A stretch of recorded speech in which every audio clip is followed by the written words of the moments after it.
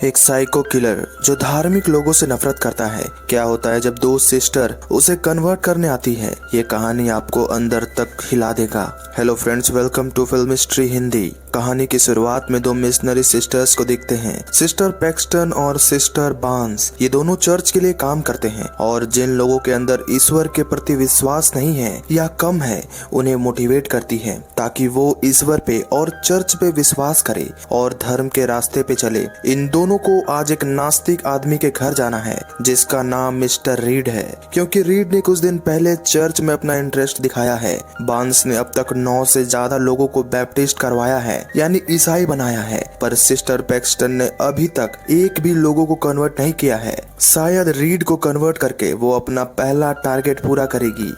अब दोनों रीड के घर की तरफ निकलते हैं। रास्ते में कुछ बदमाश बच्चे पैक्सटन को परेशान करते हैं और उसका मजाक उड़ाते हैं। पैक्सटन को ये सब पसंद नहीं आता है और वो थोड़ी दुखी होती है, पर बार्न्स उसे समझाती है और पैक्सटन के मूड को ठीक करती है। वो लोग रीड के घर पहुंचते हैं जो कि बहुत अलग थलग है और काफी मिस्टीरियस है। वो दोनों अपनी साइकिल मेन गेट पे लॉक करके अंदर चली जाती है। दरवाजे पे नॉक करने से पहले पैक्सटन अपना पिच रेडी करती है कि उसे रीड से कैसे बात करना है। बार्न्स दरवाजा नॉक करती है। सामने से एक एजेड आदमी आता है जो रीड है। वो दोनों अपना इंट्रोडक्शन देती हैं। रीड भी उनसे बहुत खुशी से और हंसमुख अंदाज से मिलता है। उसे देख के लगता है कि वो बहुत ही खुश मिजाज इंसान है। दोनों सिस्टर बाहर खड़े होकर उसे ईश्वर के बारे में बताने लगती है। बाहर बारिश हो रही थी। वो उन दोनों को घर के अंदर आने को कहता है, लेकिन वो दोनों कहती है अगर उसके घर में कोई महिला है तभी वो अंदर आएगी, क्योंकि ये उनके चर्च का नियम है। रीड कहता है उसकी वाइफ अंदर है जो पैन केक बना रही है। ये सुनकर दोनों अंदर चली जाती हैं। वो उनसे उनका कोट ले लेता है और उनके लिए कुछ ड्रिंक्स लाता है। अब दोनों सिस्टर उन्हें धर्म के बारे में बताने लगती है कि किस तरह लोग अपने कल्चर और धर्म से दूर हो रहे हैं। तभी रीड उनसे पूछता है कि क्या तुम स्मेल से बता सकती हो कि मेरी वाइफ कौन सी पाई बना रही है। वो दोनों कहती है ब्लूबेरी पाई, क्योंकि पूरे रूम में ब्लूबेरी पाई की स्मेल थी। वो उनसे बात कर रही होती है कि तभी लाइट चली जाती है। रीड कहता है कि क्या वो उनसे एक पर्सनल सवाल कर सकता है। वो दोनों थोड़ा कंफ्यूज होती है, पर वो रीड से सवाल पूछने को कहती है। रीड सवाल पूछने से पहले ही काफी सस्पेंस क्रिएट कर देता है, पर अंत में वो उनसे पूछता है कि वो लोग पॉलीगामी के बारे में क्या सोचते हैं, जिसका मतलब है एक इंसान की एक से ज्यादा वाइफ, जो उनके धर्म में पहले जायज था, पर सन 1800 के बाद चर्च ने इसे खत्म कर दिया। ऐसा क्यों? चर्च ने खुद से फैसला क्यों लिया? क्योंकि ये एक कंट्रोवर्शियल स्टेटमेंट था। इससे लोग चर्च पे सवाल उठाने लगे थे। बार्न्स कहते हैं कि पहले के समय में ज्यादा खून खराबे थे, भूखमरी थी और ये एक धार्मिक आस्था थी, जिससे एक आदमी के पास ज्यादा पत्नियां होने का मतलब था ज्यादा बच्चे और उनके धर्म में ज्यादा लोगों का जुड़ाव। पर धीरे धीरे इसे इसलिए रोक दिया गया क्योंकि अब इसकी जरूरत नहीं थी। रीड कहता है कि हमारे धर्म गुरुओं ने पहले पॉलीगैमी के थ्रू कई शादियां की, उसके बाद भी उनका संबंध और भी औरतों से होने लगा। इसलिए खुद के आनंद के लिए उन्होंने खुद ही धर्म को आगे रखकर फैसला लिया। अगर कोई इंसान कहता है कि उसे ईश्वर ने मैसेज दिया है लोगों के लिए, पर वो इंसान खुद ही पाप करता है, झूठ बोलता है, तो मैं कैसे मान लूं कि ईश्वर ने जो उसे कहा है वो सही है। पूरे कमरे का माहौल काफी टेंस हो जाता है। इसी बीच पैक्सटन कहती है क्योंकि लोगों को उनकी बातें सच लगती है और वो अपने दिल की बात सुनते हैं। रीड इस बात पे बहुत खुश होता है क्योंकि सबसे ज्यादा यही मैटर करता है कि लोगों को अपने दिल की बात ही सुननी चाहिए। रीड माहौल को थोड़ा नॉर्मल करने के लिए उनसे उनके फेवरेट फूड के बारे में पूछता है, जिसपे वो लोग आपस में ही एक दूसरे के फूड को बुरा भला कहने लगते हैं, क्योंकि पैक्सटन को बर्गर किंग पसंद है और बार्न्स को वेंडी। पर रीड का ये सवाल भी उनके धर्म के लिए ही था। वो कहता है कि धर्म भी फास्ट फूड की तरह है। सभी अपने धर्म को सच्चा और अच्छा कहते हैं, पर सच्चाई ये है कि उनमें कोई सच्चाई नहीं है। इसलिए मैंने सच्चा धर्म ढूंढना बंद कर दिया, जिससे मुझे एक सच्चा धर्म मिल गया। उन दोनों को समझ नहीं आता है कि रीड किस धर्म के बारे में बात कर रहा है जिसे वो मानता है। अब उन दोनों को रीड से थोड़ा डर लगने लगता है। बार्न्स कहती है कि वो उसकी वाइफ से मिलना चाहती है। रीड कहता है क्यों नहीं, जरूर, मैं तुम्हें अपनी वाइफ से मिलवाता हूँ। ये कह के वो दूसरे कमरे की तरफ चला जाता है। उसके जाने के बाद उन दोनों को यहाँ कुछ गड़बड़ लगती है, इसलिए वो लोग यहाँ से जाना चाहती है। तभी बार्न्स की नजर सामने रखे कैंडल पे जाती है, जो कि एक सेंटेड कैंडल है और ब्लूबेरी की स्मेल उसी से आ रही थी, यानी कोई ब्लूबेरी पाई नहीं बन रही है। ये देख उनको समझ आ जाता है कि वो दोनों जरूर बहुत बड़ी बड़ी मुश्किल में पड़ने वाले हैं, इसलिए वो दोनों रीड को बिना बताए यहाँ से जाना चाहती हैं। रीड उन्हें अपने साथ आने को कहता है। पैक्सटन उससे झूठ कहती है कि उसे चर्च से कॉल आया है, वो बात खत्म करके आ रही है। रीड के जाते ही वो दोनों वहाँ से भागने का प्लान करते हैं, पर उनकी साइकिल की चाबी उनके पास नहीं है, वो उनके कोट में है, जिसके लिए उन्हें रीड के पास जाना होगा। पर वो ऐसा नहीं चाहती है और बिना साइकिल के वहाँ से भागने का डिसाइड करती है और मेन गेट के पास जाकर डोर खोलने लगती है। बहुत कोशिश के बाद भी डोर नहीं खुलता है क्योंकि वो डोर लॉक है। अब ना चाहते हुए भी उन्हें रीड के पास जाना होगा। दोनों रीड के पास जाते हैं और कहते हैं कि उन्हें जाना है क्योंकि उन्हें चर्च में बुलाया गया है। वो उन दोनों से कहता है कि तुम जा सकती हो। दोनों तुरंत अपने कोट लेते हैं, पर बांस के जैकेट में उसकी साइकिल की चाबी नहीं है, पर पैक्सटन के जैकेट में उसकी चाबी है। वो दोनों रीड को बताती है कि उनका दरवाजा लॉक है। रीड कहता है हाँ, उसके दरवाजे में टाइमर लगा है जो अपने टाइम से लॉक होता है। आज उनके आने के बाद वो टाइमर बंद करना भूल गया था। अब वो दरवाजा कल ही खुलेगा। अगर उन्हें जाना है तो वो दोनों पीछे के रास्ते से जा सकते हैं। वो दोनों थोड़ा डरते हैं और रीड से रिक्वेस्ट करते हैं कि वो मेन डोर खोल दे।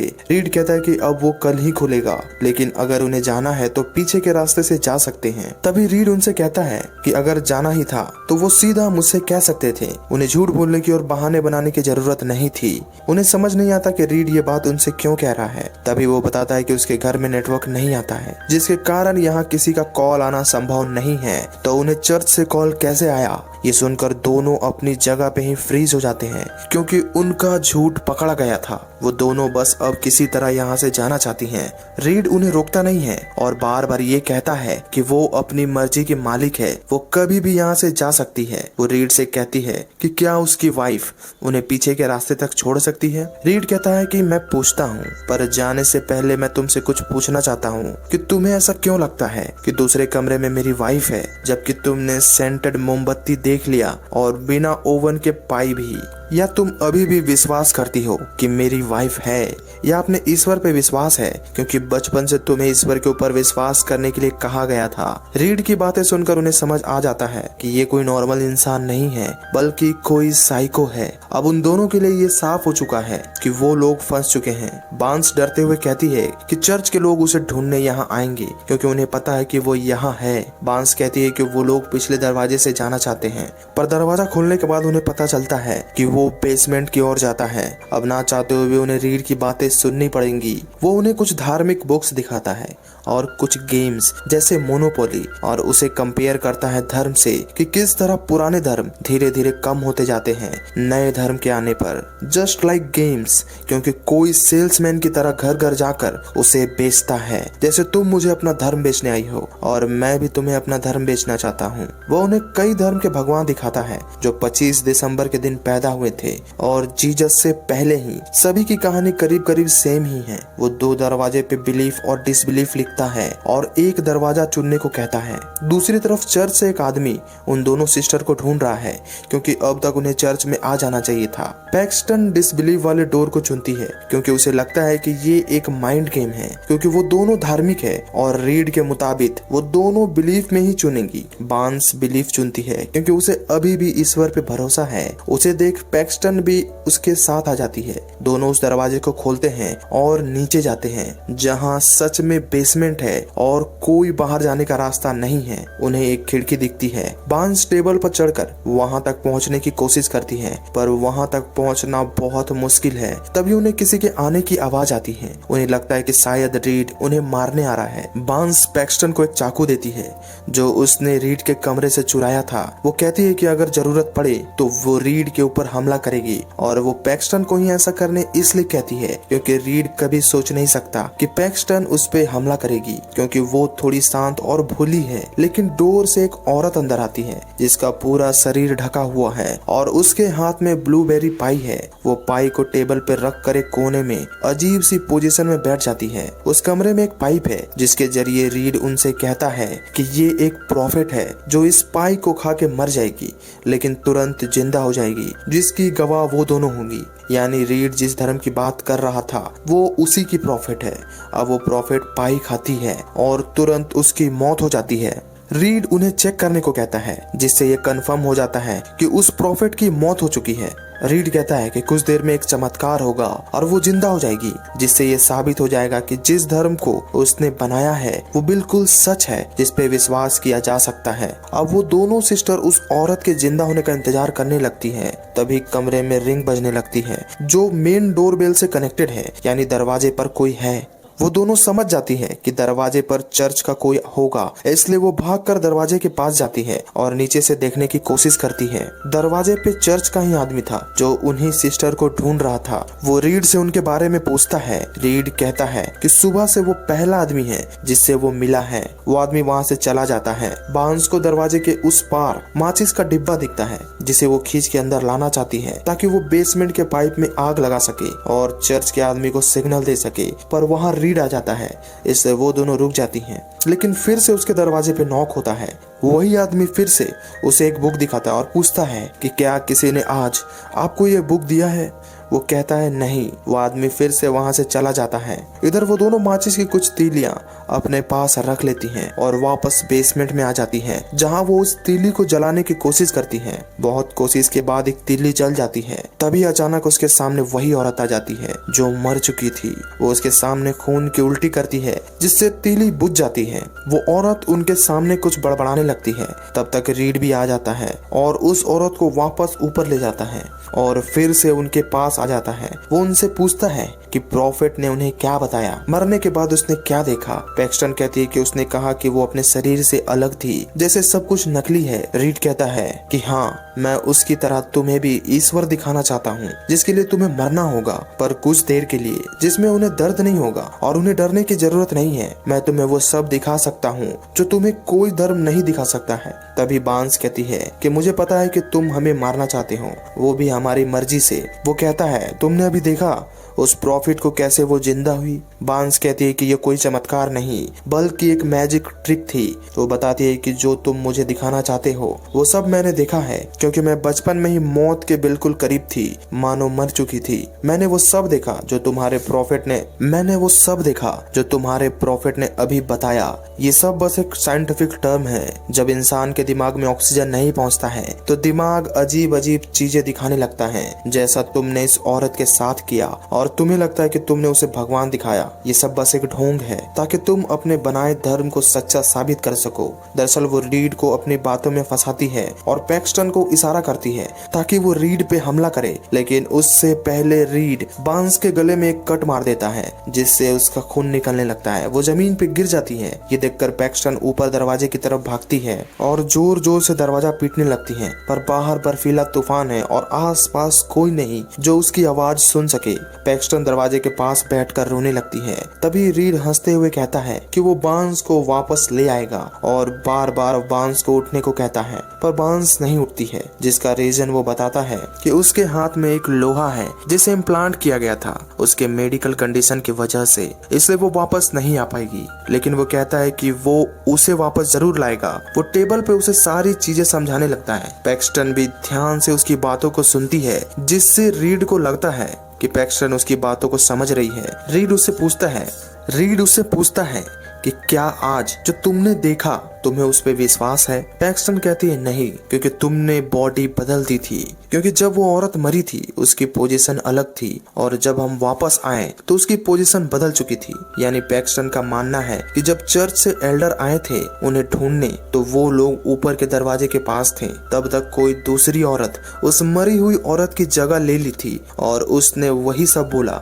जो तुमने उसे लिख के दिया था। पर आखिरी शब्द जो उसने कहा कि ये सब असली नहीं है, वो उसने जानबूझकर कहा हमें बताने के लिए। रीड कहता है कि अगर तुम्हारी थ्योरी सही है तो यहाँ कोई सीक्रेट दरवाजा होना चाहिए। वो उसे दीवार छूकर दिखाता है कि यहाँ कोई सीक्रेट दरवाजा नहीं है। तभी पैक्सटन टेबल हटाती है और नीचे की मिट्टी हटाती है, जहाँ उसे वो सीक्रेट दरवाजा मिल जाता है। रीड कहता है कि तुम्हारे मुताबिक इसके अंदर एक डेड बॉडी होनी चाहिए, तो क्या तुम जाकर चेक करना चाहोगी। वो कहती है हाँ। वो उसे वार्न करता है कि तहखाने में मत जाना, क्योंकि तुम्हें वहाँ एक सच्चा धर्म देखने को मिलेगा। पैक्सटन नीचे चली जाती है जहाँ सच में डेड बॉडी पड़ी थी। वो ऊपर रीड की तरफ देखती है। रीड दरवाजा बंद कर देता है। अब पैक्सटन तहखाने में आगे बढ़ने लगती है जहाँ उसे अजीब अजीब सिंबल्स और रिचुअल्स देखने को मिलता है। यानी रीड एक अलग ही धर्म को मान रहा था जिसे वो कंट्रोल कहता है, जहाँ वो खुद के ऊपर कंट्रोल करता है ताकि वो किसी अंधविश्वास पे ना आ जाए। पैक्सटन को एक दरवाजा दिखता है जिसपे उसके साइकिल का लॉक है, जिसकी चाबी उसके जेब में थी।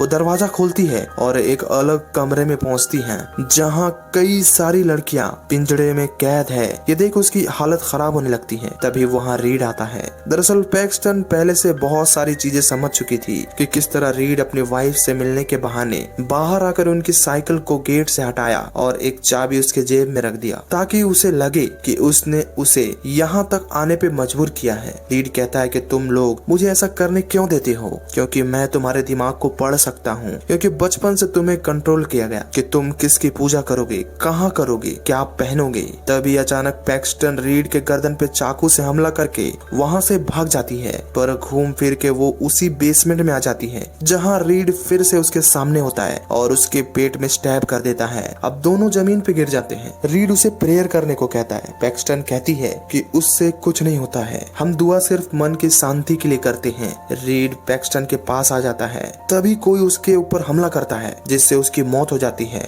वो बांस होती है। रीड को मारने के बाद वो भी जमीन पे गिर जाती है। उसके अंदर थोड़ी सी जान बची हुई थी जिससे उसने पैक्सटन की मदद